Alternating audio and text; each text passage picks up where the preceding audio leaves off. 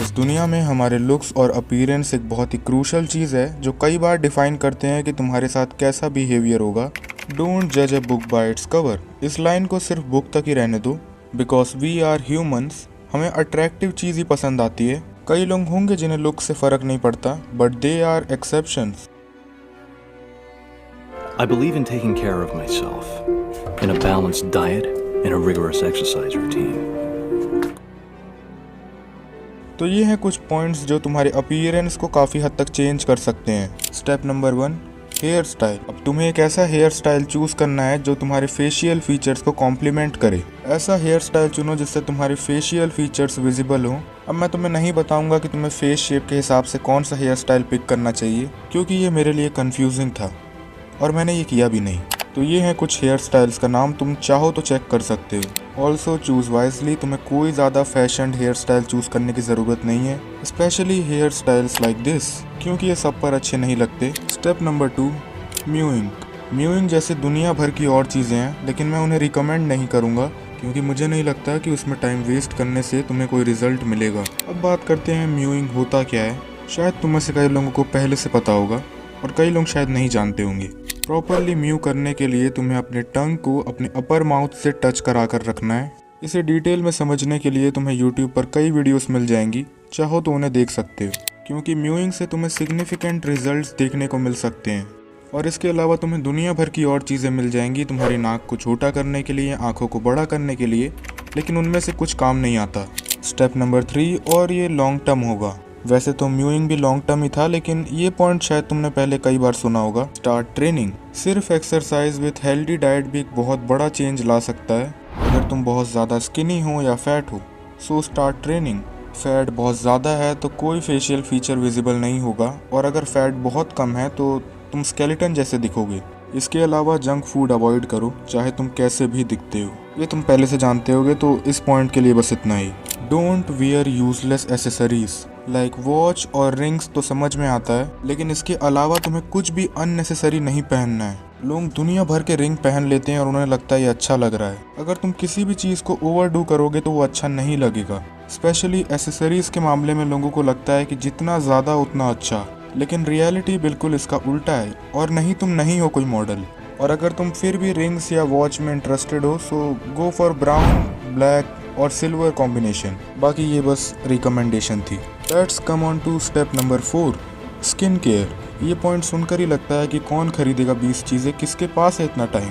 That's why this is the simplest one. 3 simple steps में समझाता हूँ। Clean, moisturise, protect. क्लीनिंग के लिए तुम कोई भी फेस वॉश यूज़ कर सकते हो। अब यहाँ मैं कोई रिकमेंडेशन या किसी फेस वॉश का नाम नहीं लूँगा, जो तुम्हारी स्किन पर सूट करता है उसे यूज़ करो। ऐसे में कई लोगों की स्किन सेंसिटिव होती है, that's why there's no fix thing. अगर कोई भी फेस वॉश तुम्हारी स्किन को क्लियर कर रहा है बिना किसी स्किन डैमेज के, सो दैट्स इट, इतना काफ़ी है। Second part, moisturise. If your skin is dry, there are type of skins. अब ये पार्ट तुम में से कई लोग स्किप कर सकते हैं। जितने भी लोगों की स्किन बहुत जल्दी ड्राई पड़ जाती है, उन्हें मॉइस्चराइज़र का यूज़ करना चाहिए। और यहाँ सिर्फ लुक्स की बात भी नहीं है। अगर तुम्हारी स्किन ड्राई है तो तुम्हें मॉइस्चराइज़र यूज़ करना पड़ेगा, और तुम नॉर्मली भी अपने अकॉर्डिंग कर सकते हो अगर तुम्हें ज़रूरत लगती है। तो अब आते हैं लास्ट पार्ट पर, जो कि है प्रोटेक्ट। बेसिकली सनलाइट तुम्हारी स्किन पर बहुत ही हार्मफुल इफेक्ट डाल सकती है, एज सन के अल्ट्रा वायलेट रेज हमारे लिए अच्छे नहीं है। So use sunscreen. अगेन मेरी यहाँ कोई प्रेफरेंस या रिकमेंडेशन नहीं है, तुम जो चाहे वो यूज़ कर सकते हो। और अगर तुम्हारा ज़्यादातर काम बाहर से होता है, then you need it the most. और अगर नॉर्मली भी तुम अच्छी स्किन चाहते हो तो तुम्हें सनस्क्रीन यूज़ करना चाहिए। बाकी तुम अपने अकॉर्डिंग इन तीनों स्टेप्स को फॉलो कर सकते हो। बाकी इसके अलावा there are few little things, तो उसे भी इसी वीडियो में कवर कर लेते हैं। बेसिकली अगर तुम चाहो तो तुम सुबह कोल्ड वाटर ले सकते हो, जिसमें तुम्हें अपना मुंह डिप करना है, तो डायरेक्ट बिल्कुल ठंडे पानी से अपना मुंह धो सकते हो, या फिर आइस क्यूब भी यूज़ कर सकते हो। बेसिकली इसका यूज़ पफीनेस रिमूव करने के लिए करते हैं, और मेरे अकॉर्डिंग ठंडे पानी से मुंह धोने वाला ऑप्शन ज़्यादा अच्छा है। नहीं। Step number 5, confidence. You must look good, not innocent, because at the end ज़्यादातर लोग ये इसीलिए करते हैं ताकि वो कॉन्फिडेंट फील करें। और वैसे भी अगर तुम नर्वस हो तो इससे दूसरों को फ़र्क नहीं पड़ता। Let the world revolve, you just stay relax and calm. You have the power to design yourself. अब कई चीज़ें हैं जिसे हम चेंज नहीं कर सकते, लेकिन उससे हमें क्या फ़र्क पड़ता है। ध्यान बस इस पर दो कि तुम क्या चेंज कर सकते हो। इनसिक्योर होने से तुम्हारी वो प्रॉब्लम गायब नहीं हो जाएगी। बाकी इस पॉइंट के लिए इतना ही। Step number 6, dressing sense. यहाँ तुम्हें ब्राइट और डार्क कलर्स का कॉम्बिनेशन ट्राई करना चाहिए, as most of the time it looks good. और दोबारा यहाँ तुम ब्लैक, वाइट और ब्राउन का यूज़ कर सकते हो। अब यहाँ तुम दूसरों का भी ड्रेस कोड ट्राई कर सकते हो जो भी तुम्हें अट्रैक्टिव लगता है, फिर चाहे वो एनिमे कैरेक्टर ही क्यों ना हो। अब यहाँ तुम प्योर ब्लैक तो यूज़ कर सकते हो जो कि काफ़ी डार्क वाइब देता है, लेकिन क्या तुम फुल येलो पहन सकते हो? I mean, तुम पहन सकते हो, लेकिन ज़्यादातर लोगों पर अच्छा नहीं लगेगा अगर वो सिर्फ ब्राइट कलर्स ही पहने। तो तुम्हें बस डार्क और लाइट के कॉम्बिनेशन पर ध्यान देना है, ज़्यादातर लोगों पर वो अच्छा लगता है और तुम खुद ट्राई करके देख सकते हो। बाकी तुम्हारी मर्जी। Step number 7, ambitious personality. Imagine करो कोई ऐसा बंदा जो गुड लुकिंग तो है, लेकिन वो अपना सारा टाइम सिर्फ लुक्स मैक्सिंग में लगाता है। उसके लिए यही एक काम है। इवन इससे भी बुरा कि कोई इंसान गुड लुकिंग है लेकिन वो उसके लिए कुछ नहीं करता। फॉर एग्जाम्पल कैरेक्टर्स लाइक बाकी और एल। हमें वो इसलिए नहीं पसंद क्योंकि वो बहुत ज़्यादा गुड लुकिंग है, हमें वो उनकी इंटेलिजेंस या फिर उनके पर्पस के लिए पसंद है।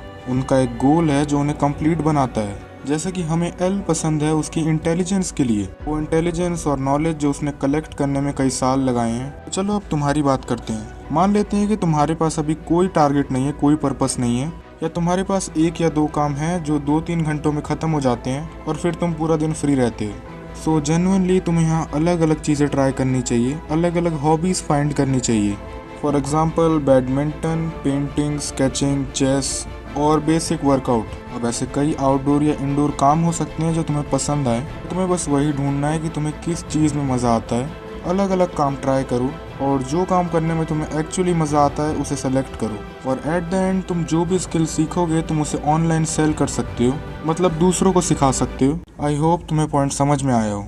Just stay active. Step number 8, don't act. वैसे कई बार तुम्हें ऐसे सिचुएशंस में एक्ट करना पड़ता है जहां तुम एक्चुअली नर्वस हो, भी ये समझ में आता है, लेकिन तुम्हें कभी भी अननेसेसरी एक्ट की ज़रूरत नहीं है किसी के भी सामने अट्रैक्टिव बनने के लिए, क्योंकि ये एक्ट लॉन्ग टर्म में काम नहीं आते। वैसे अब मैं इस चीज़ के ऊपर कितनी चीज़ें और ऐड ऑन कर सकता हूँ अगर मैं डिटेल में जाऊँ तो, लेकिन हमें उतना डिटेल में जाने की ज़रूरत नहीं है। तो बस show who you actually are. Step number 9, fragrance. Basically इस पॉइंट पर तुम हर प्रकार की ग्रूमिंग ऐड कर सकते हो। For example your beard, your nails और एक्चुअली हाउ यू स्मेल। अब ये मैं बहुत ही बेसिक चीज़ों की बात कर रहा हूँ, लाइक कटिंग योर नेल्स और using perfume. These are very normal things. ये वो चीज़ें हैं जो तुम्हें टाइम टू टाइम करनी चाहिए, बस इतना ही।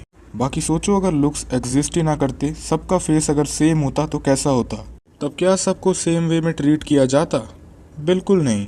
लुक्स के अलावा भी 10 फैक्टर्स हैं जो मैटर करते हैं, तो उन सब पर भी काम करो। बाकी हो सकता है कि शायद ये मेरी लास्ट वीडियो हो लुक्स मैक्सिंग के ऊपर, क्योंकि बस इतना काफ़ी है। So that's it for today's video. अब अगर तुमने सब्सक्राइब कर दिया है तो हम दोबारा मिलेंगे, नहीं तो शायद ही हमारी आखिरी मुलाकात थी। Bye bye.